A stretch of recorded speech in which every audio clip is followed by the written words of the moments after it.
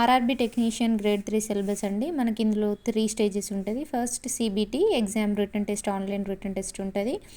అది క్లియర్ అయితే మనకు డాక్యుమెంట్ వెరిఫికేషన్ ఉంటుంది. అది క్లియర్ అయిపోతే మనకు మెడికల్ టెస్ట్ ఉంటుంది.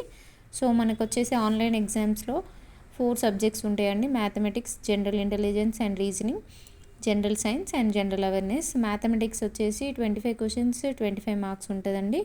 జనరల్ ఇంటెలిజెన్స్, రీజనింగ్ కూడా 25 questions 25 marks. General science 40 questions 40 marks.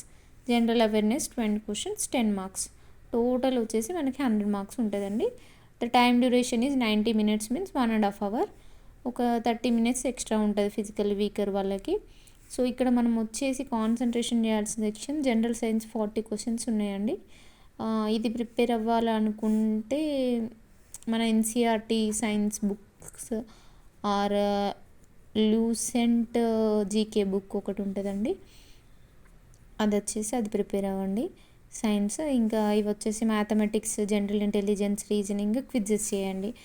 మనకి అడ్డా నుండి క్విజ్జెస్ ఉంటాయి. అడ్డా 247 నుండి క్విజ్జెస్ చేసేసుకోండి 2. ఇంకా జనరల్ అవేర్నెస్, కొన్ని కరెంట్ అఫైర్స్, స్టాటిక్ జీకే చదవండి. కరెంట్ అఫైర్స్ నుండి ఎక్కువ క్వశ్చన్స్ వచ్చే ఛాన్సెస్ ఉంటుంది.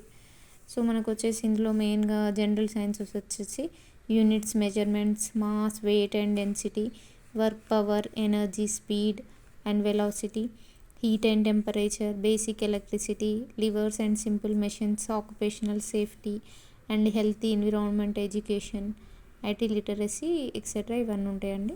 ఇంకా మ్యాథమెటిక్స్ వచ్చేసి profit loss, compound interest, simple interest, mensurations అన్నీ ఉంటాయి అన్నట్టు.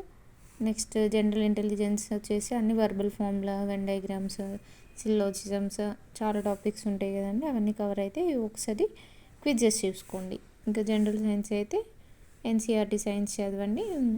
జనరల్ అవేర్నెస్లో కరెంట్ అఫైర్స్ చూడండి. స్టాటిక్ జీకే కూడా కవర్ చేయండి.